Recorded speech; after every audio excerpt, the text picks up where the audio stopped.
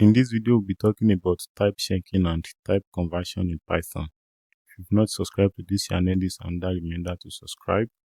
Click on the subscribe button for more videos on coding and programming generally. In Python, you can perform type checking and type conversion. You know, there are some actions that can only be carried out on certain data types. There are some actions that you can only carry out on string. There are some actions you can only carry out on integer. And there are some that you can only carry out on boolean and stuff like that. For example, you can concatenate string to another string, but you are not allowed to concatenate a string to a number, an integer or a floating point number. For example, let's say you have the string of hello. So you can concatenate this to world, so which is going to give you hello world. This is permissible. You can run this successfully, and it's not going to give you any error. We can print this, so you can say print. All right, you can run this. Okay, so as you can see, adding hello and word, that is string concatenation. You are concatenating two strings together. But what do you think will happen if you try to concatenate, let's say, hello?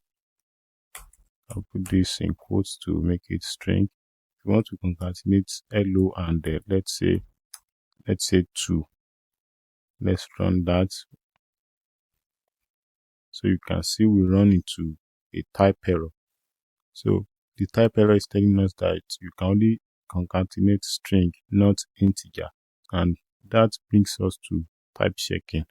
To check the type of your data, possibly you don't know the type of whatever data you are dealing with. There are times that you'll be getting some data dynamically that you don't have direct access to them. So you can perform type checking using the type function. So you use the type function to check whatever data type you are dealing with at that moment. So to perform type checking on any data, you use the type function. You write your type keyword followed by your brackets, and then you pass whatever data you want to check the type. For example, if you want to check the type of hello, hello ordinarily is a string, as you already know, but to check that, you can use the type function. So if we run this, what do we have? We can as well comment these two out and run that. Okay, so let's print that out so that we can see it. So we wrap this, and then you print. Let's print the type out, then we can run this again. So we have an output of class string. This is telling us that the data type we passed into the type function is of the type string. If you passed, let's say, an integer, so let's say you passed 1, 2, 3.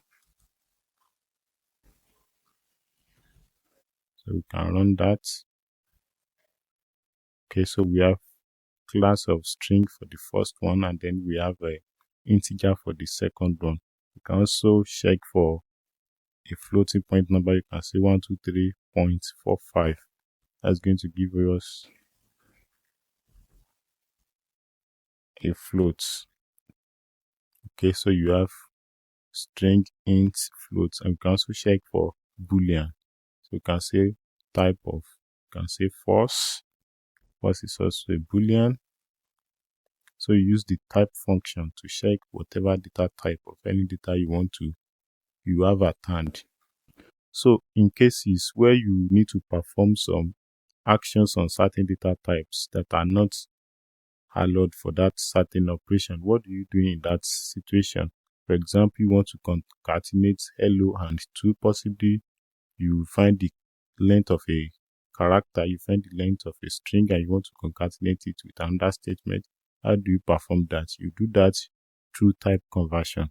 For example, let's comment this out. So don't forget to use the type function to check the type of any data you are working with. So to perform type conversion, let's say you get an input from your user using the input function. Possibly you ask for the name of your user. You can use the input function with the prompt of what is your name. You can say what is your name. So possibly the user responded with the name of John. Let's say the name of our user is John. Okay. Now you want to print the statements of let's say print. So you say your name as dash number of characters. So you say to find the length of a string, you use the len function. So you use len name. So you can say your name as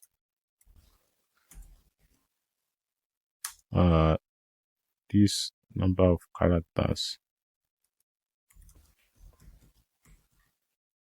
So if you run this function now, okay, we are not taking this input from the we can as well take it from the user. We can say name is equal to this. We can comment this line out. Okay, so if we run this, we are going to be getting the input from the user. Okay, so we have the prompt of what is your name. So if the user say his name is John, all right, and you run that, what do you think will happen? We eventually run into an error, because if you could remember, the len function accepts a string and then it returns a number. So what we are trying to perform here is we want to concatenate a string with a number, which is not possible. You can see that you can only concatenate string. You cannot concatenate string with an integer. So our len function here returns a number. So in situations like this, what do?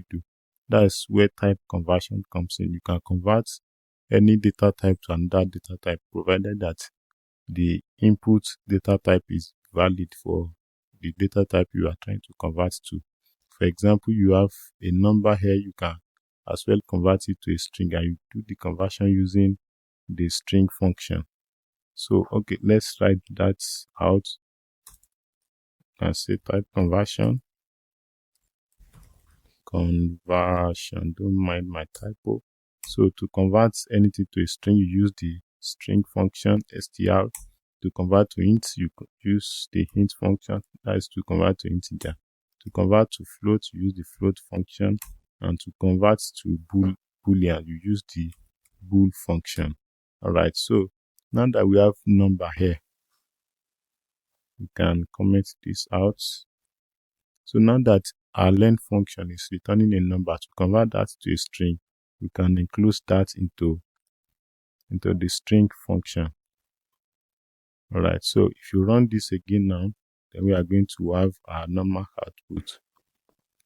So what is your name? My name is James. All right, so we have our normal output. Your name has 5 number of characters.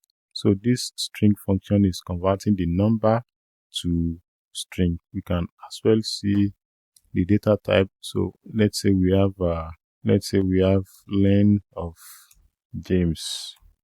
So we know that len accepts strings. So to see the data type of what len is returning, we can wrap that into the type function. The type function will return the data type of whatever input that is passed in. So James as a string is passed into len, which will return the number of characters of the string. So this is a string, len will return a number, and the type is going to check the data type of what this is returning. So we can as well print this and see the type of data returned by len. So we can print this. Now let's print that. What do we have? What is your name?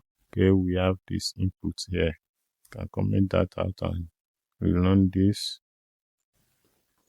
Okay, so we have the class of integer. You can see James is a string, but the len function will return 5, which is the number of characters in James, and that is going to be integer. So this type is checking the data type of what is returned by len, which is 5, and that is integer. So we have integer printed into our console. Okay, so we can also convert string to integer. For example, you have the string of, let's say you have the string of 1, 2, 3. You can this is string as it is enclosed in quotes, so you can convert this string to integer using the int function. So to see that in action, we can as well print it into the console.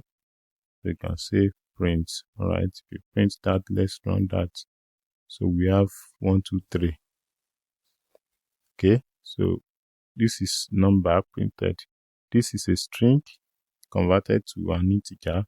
So to see the data type, we can as well wrap this inside of a type function. So we can wrap this. We run that, what do we have? Okay, so we have the class of integer. Normally, without this integer function, we are going to have string as our data type. If we run this now, we are going to have string as our data type. But because of the integer function, which is converting the string to integer, so we'll be having integer as our data type. All right. So you can also convert this to float if you change this int to float.